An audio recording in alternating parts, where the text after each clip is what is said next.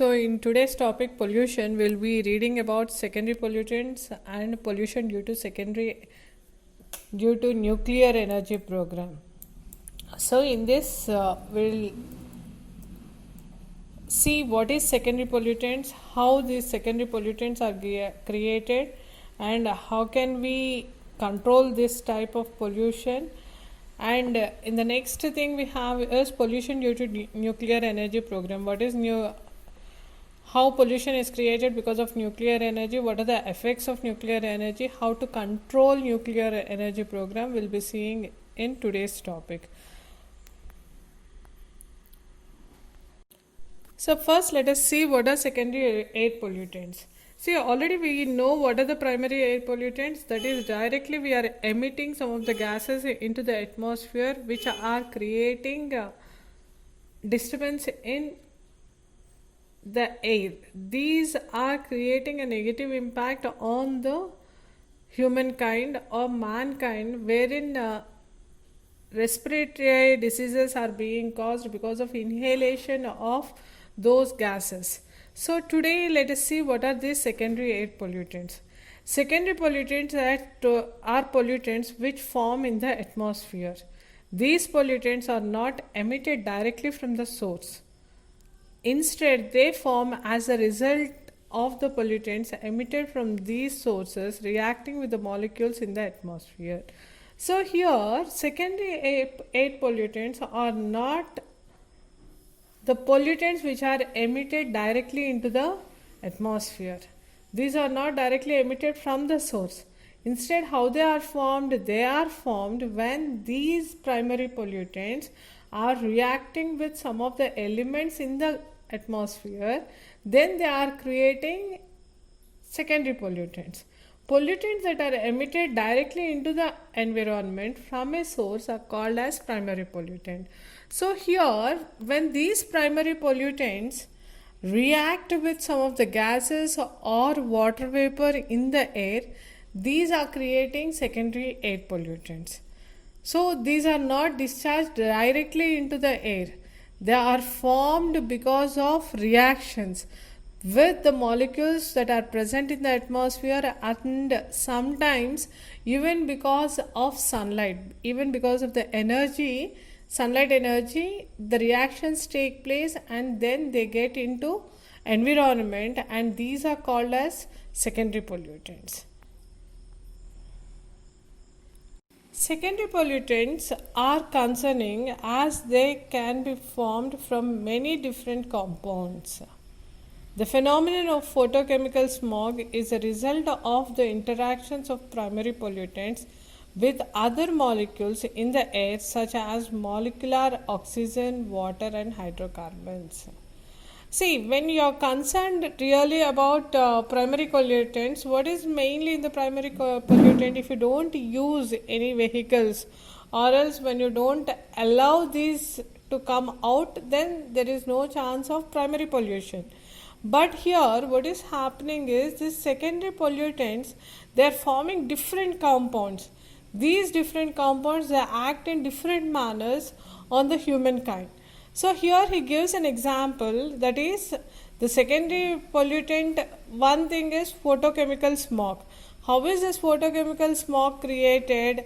It is created because of air molecules being reacting with oxygen, water, and hydrocarbons.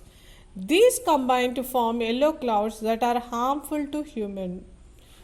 So when these are combining, when this molecular oxygen, water, hydrocarbons are combining with some of the molecules in air, what is it created? It is creating yellow clouds. These yellow clouds are very much harmful to human life. So photochemical smog is made up of various secondary pollutants like ozone, pyroxyl nitrates, and nitric acid. So these are the main reasons, secondary pollutants, whatever the ozone is being created, or nitric acid, all these are the main things in the secondary pollutants. So these secondary pollutants, because of various combinations of compounds being formed, it reacts and it is very much harmful to humankind.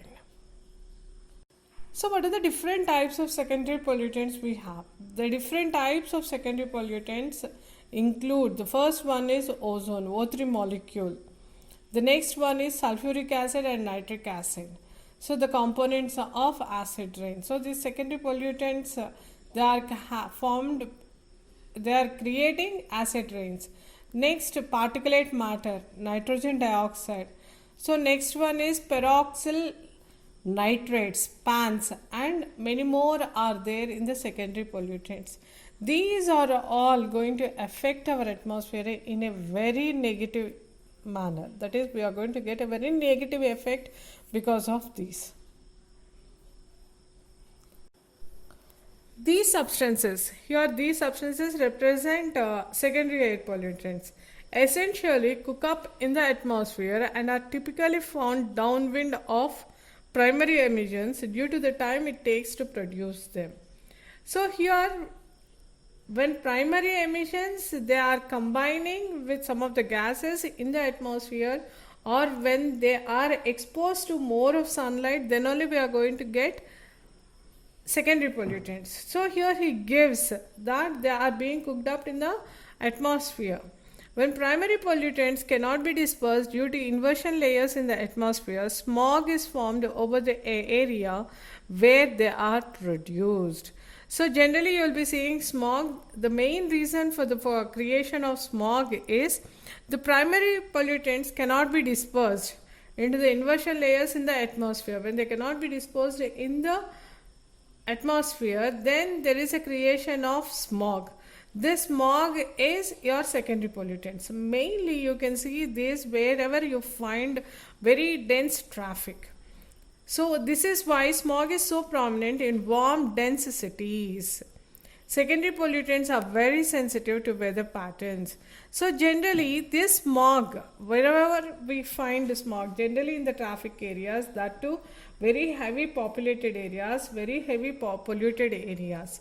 So here wherever generally we have nearby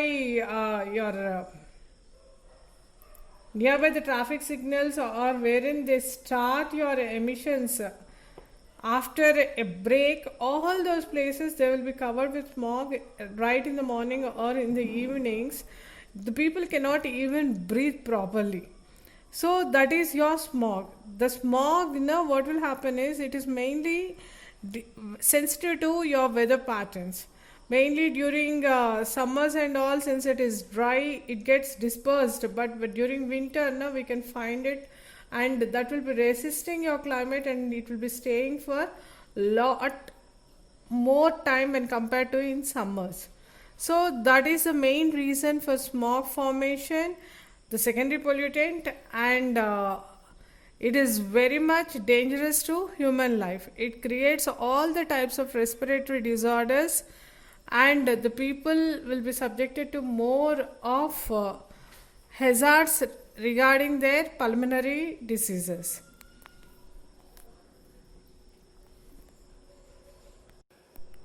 The next one what we have is ground level ozone. See, this is generally comes under your secondary pollutant. That is what ozone layer, when it comes and reacts with your primary pollutants, then what happens, there is a combination of elements being formed. These combination of elements react in the presence of sunlight, and they create all the problems, right from your burning of eyes to the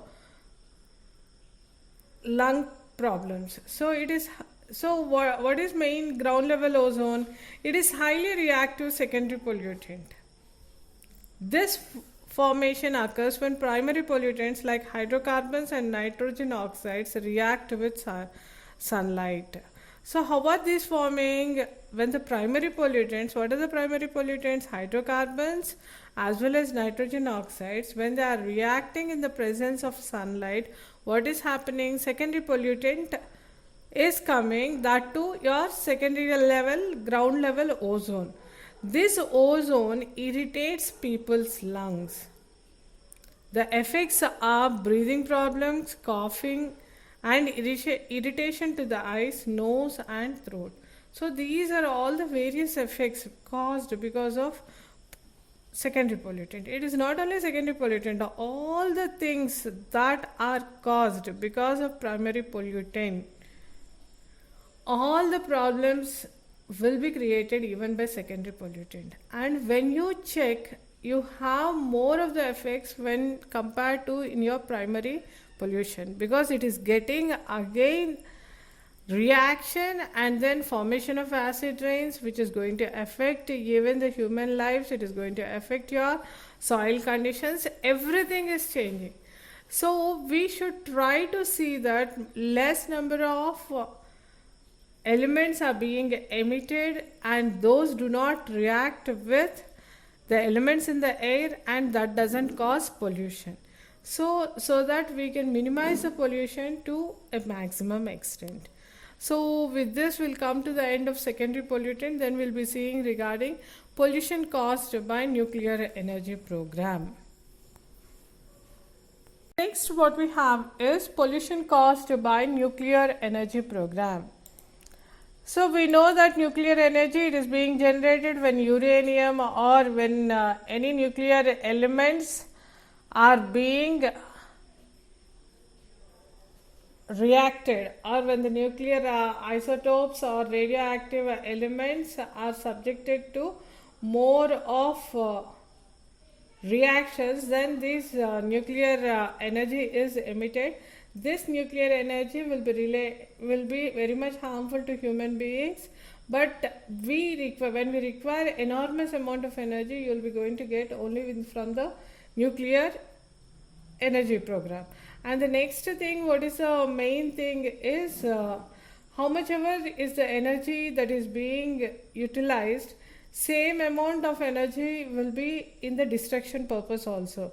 So for that reason, generally these nuclear energies, they are not finding their use in the normal usage. Mainly in the destructive weapons and all, we are using it more for the creation of weapons and all. So it can be utilized in a constructive manner also. So now let us see, if we are supposed to use this nuclear energy, how is that we need to use them, or how can we use them? Pollution caused by nuclear energy program. Causes of radioactive pollution. So here radiations are being emitted whenever you are considering your radioisotopes. So here when you are using them, directly you are subjected to more of radiations. That high amount of energy, your body should be able to take up that particular energy, and whether that particular energy that is given out by the radioactive isotope, is it good or bad, or is it harmful to human beings, that has to be checked. Nuclear accidents from nuclear energy generation plants. So what are the main causes of radioactive pollution? The main causes are the nuclear accidents that are taking place in nuclear power energy generation plants. The next one is the use of nuclear weapons as weapons of mass destruction. So people, even now, we can just imagine the loss that is created on Nagasaki and Hiroshima, wherein the nuclear bomb was being thrown. So that is the usage of nuclear weapons. What is happening? Mass destruction is taking place. Use of radioisotopes. So next one is mining of radioactive elements. Next, spillage of radioactive chemicals. Next, tests on radiation, cosmic rays and other natural sources, nuclear waste handling and disposal. So all these, right from the time when you're mining these radioactive elements to the how you are going to dispose them after usage, all these processes will be including the formation or causes of radioactive pollution. So let us see how it is.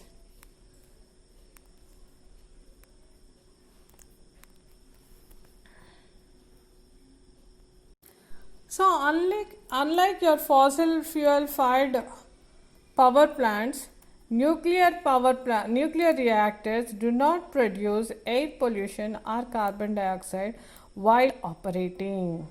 So while operating, we are not getting any air pollution. You can't even see any pollution over there except the radiations, which are very, very harmful. So unlike our fossil fuels, these are not going to emit any of the pollutants into the air. Next, however, the process of mining and refining uranium ore and making reactor fuel all requires large amounts of energy.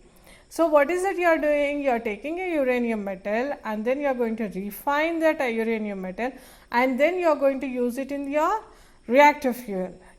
Use it as a reactor fuel. All this process requires a greater amount of energy. Nuclear power plants also have large amounts of metal and concrete which require large amounts of energy to manufacture. See, when you check any nuclear reactor power plant or anything, any place which is dealing with nuclear elements, what will it be doing? Generally, we need massive structures because that particular nuclear element emits radiations and these should be able to stop them. So for that reason, generally wherever we use these nuclear elements, nuclear power plants, those require large amounts of concrete as well as metals. If fossil fuels are used for mining and refining uranium ore, or if fossil fuels are used when constructing the nuclear power plants, then the emissions from burning those fuels could be associated with electricity that nuclear power plants generate.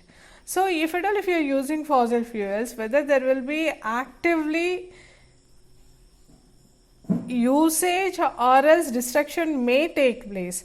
But when compared to these fossil fuels, the nuclear reactors will be generating larger amounts of energy which can be used for burning your fuel, which can be used for burning of the fuel or for starting up the initial reaction.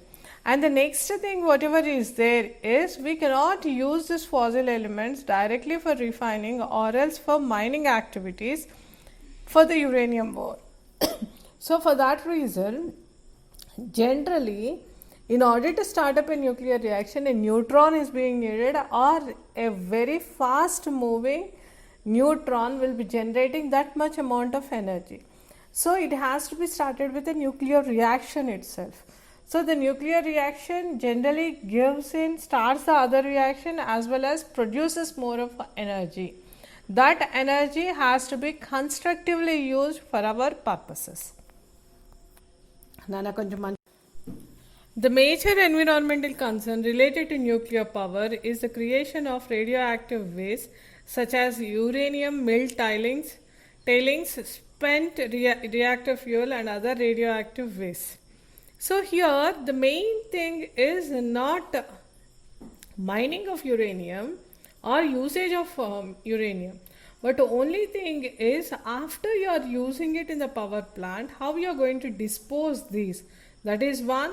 And if there are very small tailings that are left out in the reactor, those also create harmful generations, harmful radiations. And how they are used in the reactor fuel. All these are going to affect our things.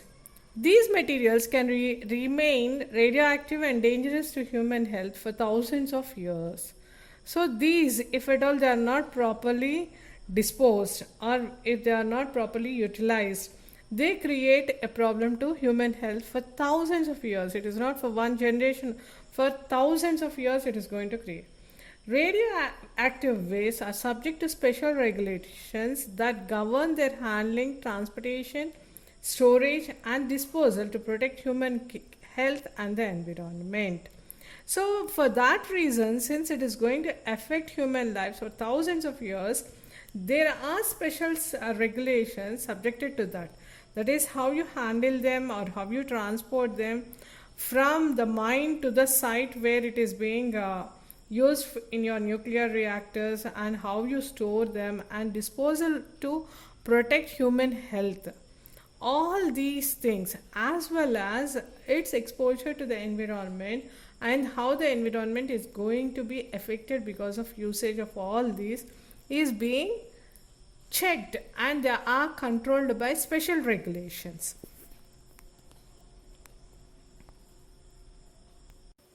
So when we are reading about nuclear power plants, we have two types of waste that are coming out from the nuclear.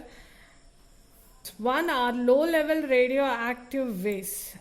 The next one is high level radioactive waste.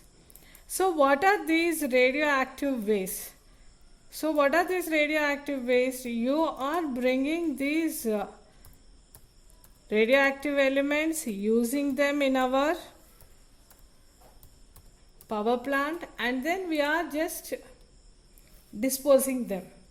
So here there are two types. One is when this low level radioactive waste means when you are bringing this particular ore from the mine, what is that you do? We'll try to clean it, we'll try to make it into the most possible manner so that we can use it for your power generation or energy generation.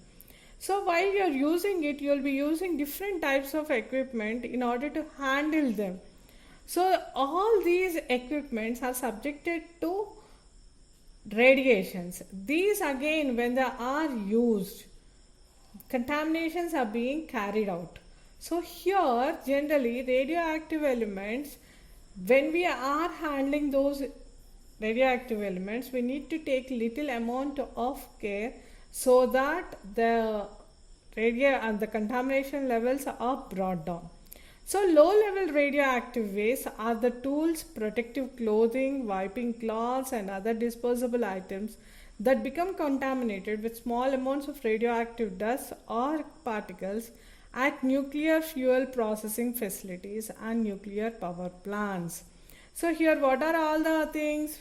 The protective clothing what we use, or the tools that are handled your ore, next the wiping cloths and other disposable items which may get contaminated because of radioactive dust.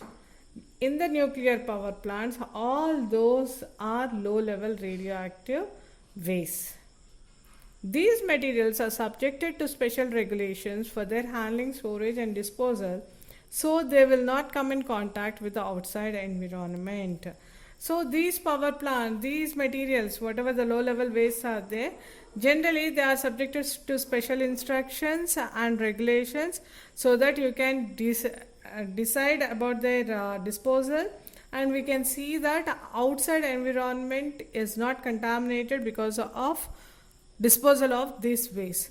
So these are regarding your low level radioactive waste. The next type of radioactive waste are high level radioactive waste. The high level radioactive waste consists of irradiated or spent nuclear fuel, reactor fuel that is no longer useful for producing electricity. The spent reactor fuel is in a solid form consisting of small fuel pellets and long metal tubes called rods. So here what are the next high level radioactive waste? You are bringing the ore, you are casting them into the rods like thing, and then you are generating energy from that. Once you have generated electricity, then these rods become completely finished and you cannot use them for generation again and again. So after they are totally removed of energy also, they will be having small fuel pellets which will be in the rods itself. When these are not disposed properly, then what happens? It will be going on emitting some radioactive waste, and these will be generating harmful radiations, because of which the soil can get polluted or the environment can get polluted, or even the people whoever are staying nearby also may get polluted. So here direct elements after usage, even though we think that there is zero radiations from that, or whenever those things cannot be used again and again, even then they have small radioactive waste left out. These things should be removed in a proper manner. So that is high level radioactive waste. So now what are the effects of radioactive pollution? Now we know that there are two types of radioactive waste. One is low level waste, the next one is high level radioactive waste. Now if at all these things are being sent out, what are the different types of effects that are caused? The first one is genetic mutations. All the genetic mutations that ever happens is because of radioactive pollution. Next, diseases. If at all these radioactive waste are not disposed properly, then what happens? They are subjected to more of the people whoever are exposed to these nuclear radiations are subjected to most of the diseases. What are the diseases? Cancer is the most dominant radiation related disease. So the first and foremost thing what we have is cancer. People will be subjected to or will be getting different types of cancers to different things. So that is, cancer is the most common disease that we find in the people whoever are subjected to more of these radiations. The others include leukemia, anemia, hemorrhage, a reduction in the lifespan leading to premature aging and premature deaths, as well as others such as cardiovascular complications. So there are various diseases: leukemia, anemia, next hemorrhage, a reduction in the lifespan.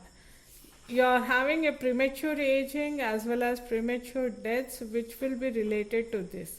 So next thing is leukemia, for instance, is caused by radiations in the bone marrow.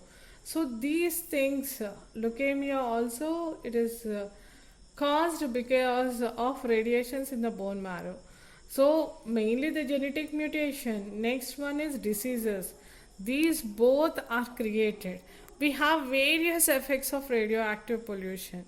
So once when we go through these radioactive effects of radioactive pollution, we'll just wonder how the Japanese people are able to come up of such a situation, and now how are they leading their lives. So we need to appreciate the people whoever are living in those places, even after so much of loss to their human lives, to their environment. They have come back, they have built up their state, and then they have come back. So it means that the willpower of the people have to be really appreciated, because they are subjected to more of earthquakes and all these, but they are fighting only for their life. So these are the effects. Just if you go through, we have still many more effects of radioactive pollution. Just let us see.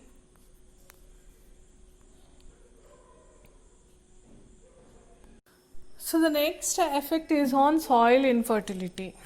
Exposure to radiation to the atmosphere means it is present even in the soils. So when we say that there is some radiation that is being sent out in the atmosphere, it means that even in the soil you have those radioactive radiations.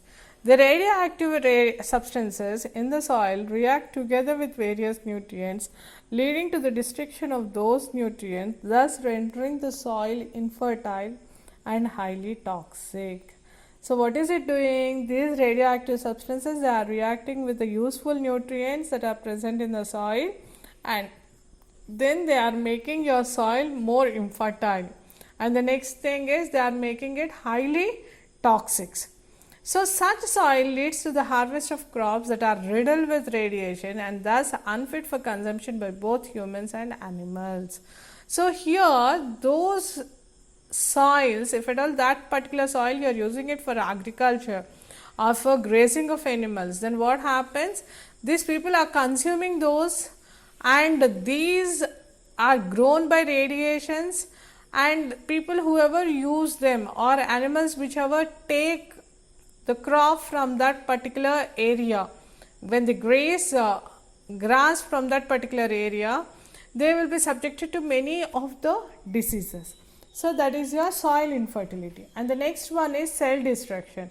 Radioactive pollution has diverse effects such as alteration of cells. So the human cells also will be getting altered because of this radioactive pollution. So the next one is Burns. So, radiation is not easy to feel, but is easy to realize that you have been affected by it. So, generally, you can see some burns or else some boils like thing if the people whoever are admitted or else whoever are subjected to radioactive pollution. So, generally, if you remember, no, you have a movie wherein no, in once the people go to some 2050 or something, you will have all the nuclear radiations. You will be finding that the houses to be built underground. So when the people travel through that particular atmosphere, you can see some boils being created on their bodies and all. So in means it is creating an atmosphere wherein the human life cannot be exposed. So radiations are not easy to feel, but it is easy to realize that you have been affected because you have a sensitivity that will cause burning sensation and it will be affecting much. Next one is effects on wildlife. Not only the human life, even the people, even the wildlife is affected because of this.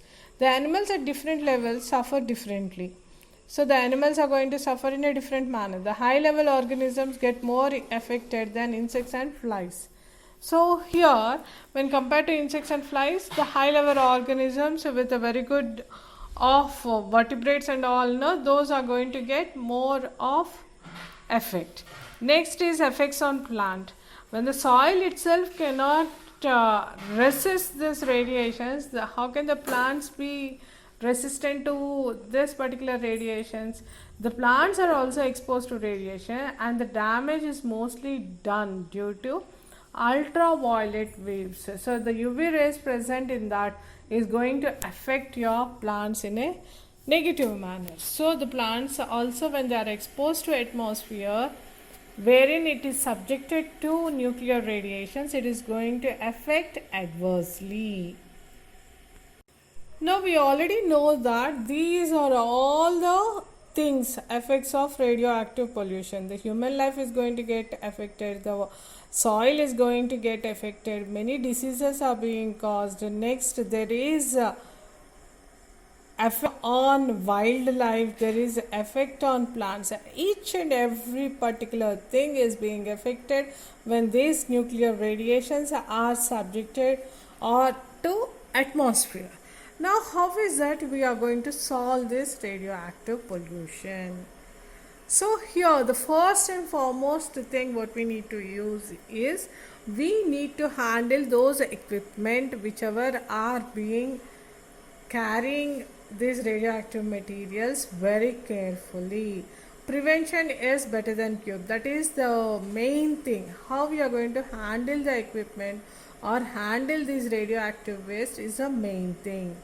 So here, solutions to radioactive pollution. The first one is proper method of disposing of radioactive waste. See, generally it is not only radioactive waste, even the medical waste or electronic waste, everything has to be disposed in a proper manner. If it is not being disposed in a proper manner, people are subjected to many of the risks in their life. Since these radioactive elements are active for thousands of years together, we find them to be at most dangerous. So for that reason, here he gives proper method of disposing of radioactive waste is important. Radioactive waste still have some level of radiation. How many ever years you go, that is going to generate little amount of radiation at least. Accordingly, it cannot be disposed of in the same way as your normal waste. It cannot be incinerated or buried. Since there is a likelihood of seepage, this waste should be stored in heavy and thick concrete containers. See, here radioactive waste, how many ever years it goes, it will be generating some amount of radiation. Some radiations will be coming out from that. This element you cannot bury it in the soil or you cannot incinerate it. Then what is that you are going to do? You need to put them in large concrete containers. The another option is to dilute the radiation since storage may not be possible. So, what is the next thing? Dilute the radiations that are coming out from that particular element and then store it. Since there are no easy ways of disposing of radioactive material, professional assistance should always be sought. So, since there is no effective manner, you need to think mostly first whether using that is advisable or not. Then think about disposing it after usage. So that has to be first checked rather than doing it. So this is the first thing. Proper method of disposing of radioactive waste is the best solution for radioactive pollution to stop this radioactive pollution. Next one is proper labeling. It is necessary for any material with radioactive content to be labeled and the necessary precautions advised on the content of the label. See, generally when the radioactive elements are taken, it has got a half-life period. So for how many years, after how many years it is going to reduce to half of the mass, and depending on that how much radiations will be emitted from that particular element, what is the energy that is dissipated because of its usage, all that should be properly labeled. The reason for this is because radiations can enter the body by a mere touch of radioactive material. Container with such elements should be well labeled in order to make one use protective gear when handling them. See, you are going to just put it and after that some other person may come. So if at all the material regarding that is labeled properly, the person may use proper steps in order to handle them. So proper labeling is what is important before we give this or before we store this particular radioactive element. The next one is banning of nuclear tests. It has already been proven that nuclear power has a lot of latent power that is very destructive. Nevertheless, the tests done to perfect the energy contribute greatly to the overall presence of radioactive substances. Moreover, these tests, though done in the deserts, end up escaping from one ecosystem to another, eventually affecting the lives of many people. See, generally, nuclear tests, wherever they are conducted mainly in the desert areas. These tests, even though they are conducted in a controlled manner and that too in a safer environment when wherein the people will not be moving, some of the radiations that just deflect into they will be affecting your atmosphere, they will be escaping into the atmosphere. These again affect the lives of many people whoever are living around that. So even though in an abandoned desert, wherever we don't feel, but once they escape into the atmosphere, you don't have a control when it is escaped into the atmosphere. And mostly this nuclear energy, more than the constructive purpose, it has got more of destruction.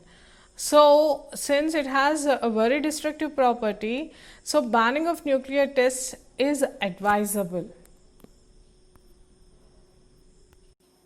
The next one is alternative energy sources. Since we said that nuclear energy, whatever is used, even though the energy is used and the disposal of this element becomes highly riskable, it is with high risk, and the next thing is usage is also with very high risk, handling is at high risk.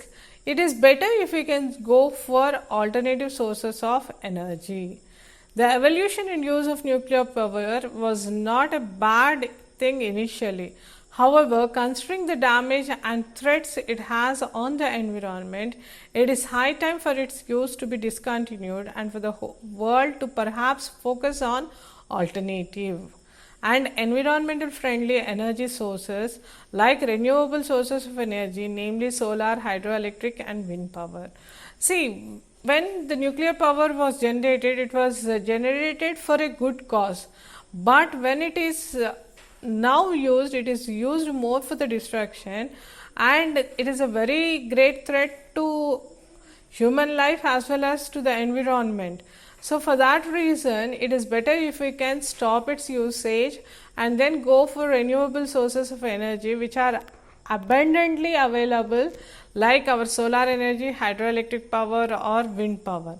The use of radioactivity to generate energy in nuclear power plants, for example, leads to the production of more radiations to the atmosphere, considering the waste released from the various processes and combustion.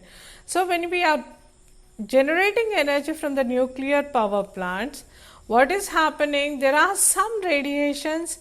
Radiation itself means that you cannot control them. How it passes, it doesn't need anything, it can just escape into the atmosphere. So here the waste that is released from these various processes is more, and they are escaping into the atmosphere, which is causing a destruction in the human life, which is causing a negative impact on the atmosphere. So it is better that we stop the usage of nuclear energy and then go for an alternative source of energy. The next one what we have is proper storage. It is mandatory for containers carrying radioactive materials to be stored properly. For starters, such substance should be stored in radiation proof containers to ensure no seepage or leakage during handling. Proper storage means no harm and can minimize cases of accidental leakage. So the next thing what we have is solution. The next thing is proper storage. When you are storing it, always use a container which is radiation proof. So which are radiation proof containers? Those should be used so that leaking or your seeping can be avoided, and there will be no harm and can even minimize the cases of accidental leakage. So that is the main thing when you are considering radioactive pollution.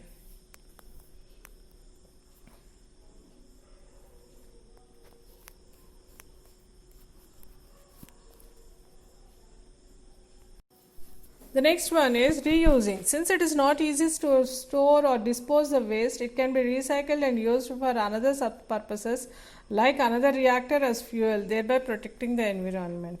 See, you cannot dispose it, you cannot store it. So then what is the best use? Use it for the recycling thing, so that it will be used as a fuel for any other reactor. So this way of reusing it will be protecting the environment to a maximum condition. It will try to stop the disposal and storing, and when we are putting it into use, the radiations becomes less and the radiations are being used for energy generation. So for that reason, generally when a particular nuclear rod or something is being used, it is used for many number of years. So that is the next one. Reusing is one solution to radioactive pollution. The next and the last thing is precautions at the personal level. So each and every person, whoever is going into or handling that particular nuclear element, should be taking proper precautions. There may be the possibility of contamination if one owns a house located near to a nuclear power plant. In that case, it is recommended to check the level of radon gas in your building. The radon level needs to be removed. Those who work with radioactive elements are also at a greater risk. They need protective measures to keep away from the radioactive contamination. So here the first and foremost thing is try to not to use the nuclear power plant areas nearby these nuclear power plants. The first thing is you can better not to use them. The next thing is try to stay away from those radiations, and then radon gas level in the building should be continuously be checked. And the next thing is, if at all if you think that there is radon level, it has to be removed. Next one is people whoever are dealing with these radioactive elements, they have to take proper measures. Your gloves or else your face mask or whichever you are using it, those should be in a proper manner, which will control from the radiations, so that you need to follow all the protective measures so that radioactive contamination is not taking place from there. So always see that personal attention, personal precautions levels are important when you are dealing with these radioactive elements. So these are the solutions to radioactive pollutions. So what are the things we had? We had 7 things. One is right from the starting, that is, first one is proper method of disposing of radioactive waste. Next one, proper labeling, banning of nuclear tests. Next, alternative energy sources, proper storage, reusing them, and precautions at the personal level. All these are the solutions to radioactive pollutions. So in today's class, we have seen what are the different types of secondary pollutants, what are the effects of secondary pollutants, how these secondary pollutants are created, and then we have seen regarding nuclear energy program. So in this nuclear energy program, we have read how these nuclear energies are going to create pollution, and what are the different types of radioactive waste that are generated, and next we have seen the effects of radioactive pollution, and in these effects we have seen that there are more effects regarding genetic mutation, diseases caused, soil infertility, next soil cell destruction, burns, effects on wildlife, and effects on plants. With so many effects being generated because of radioactive energy or radioactive elements, we have given solutions to the radioactive pollution, wherein proper handling, proper labeling, banning of nuclear tests, related, next going for alternative energy sources or proper storage of them and reusing them to the maximum extent, and taking precautions at the personal level are important. Of all these, when we come to nuclear energy generation program, it is best to go for alternative sources of energy, because the destruction that is being caused because of radioactive elements is much more.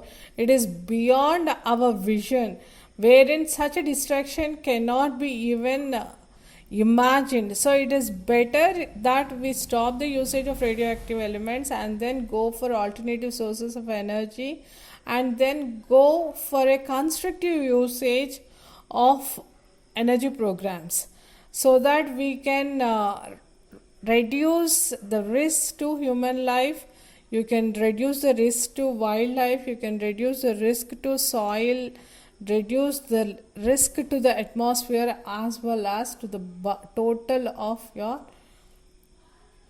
biosphere. So with this, we'll be coming to the end of this particular topic. So we'll be meeting in the next topic with some other, we'll be meeting in the next class with some other topic.